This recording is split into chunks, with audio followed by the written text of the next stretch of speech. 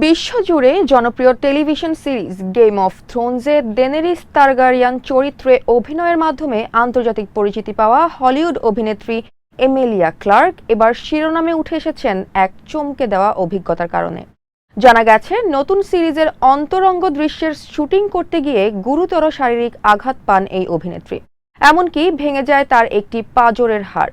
কিভাবে ঘটল এই দুর্ঘটনা, শুটিং সেটে ঠিক কতটা ঝুঁকির মুখে পড়েছিলেন তিনি, আর এ নিয়ে কি বলছেন স্বয়ং এমিলিয়া ক্লার্ক, এ নিয়ে বিস্তারিত থাকছে এই প্রতিবেদনে। হলিউড অভিনেত্রী এমিলিয়া ক্লার্ক আবারও আলোচনায় উঠে এসেছে তার অভিনয়ের ঝুঁকিপূর্ণ অভিজ্ঞতা নিয়ে। স্ট্রিমিং প্ল্যাটফর্ম পিককে মুক্তি পাওয়া নতুন সিরিজ পনিজ ইতিমধ্যেই জনপ্রিয়তা পেয়েছে দর্শকদের মধ্যে। তবে সিরিজটির শুটিং চলাকালীন সময়ে এক ভয়ঙ্কর ঘটনার মুখোমুখি হয়েছিলেন এমিলিয়া।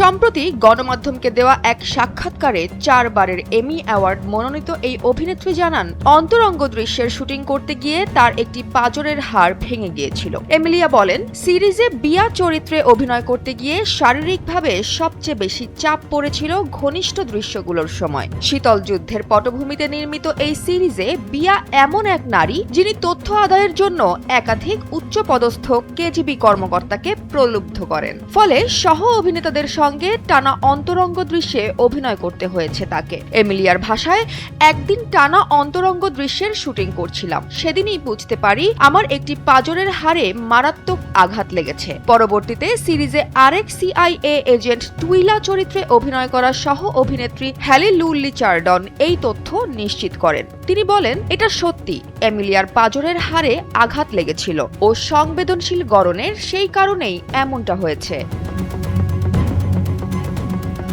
এ ব্যাপারে চিকিৎসকের কাছে গেলে এমিলিয়াকে জানাতে হয়েছিল এই আঘাতের কারণ ছিল ঘনিষ্ঠ দৃশ্যের শুটিং। পরে অবশ্য তিনি পরিষ্কার করে বলেন, পাঁজরের হাড় পুরোপুরি ভাঙেনি, বরং কিছুটা সরে গিয়েছিল।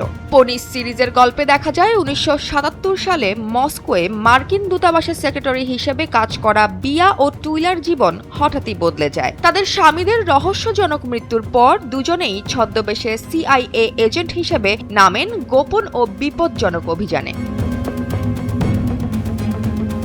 গেম অফ থ্রোন থেকে ড্রাগনের আগুন পেরিয়ে আসা সেই নারী বাস্তব জীবনের অভিনয়ের জন্য যে কতটা ঝুঁকি নিতে পারেন, এই ঘটনা যেন তারই প্রমাণ। জয়া হাসান, এনপিবি।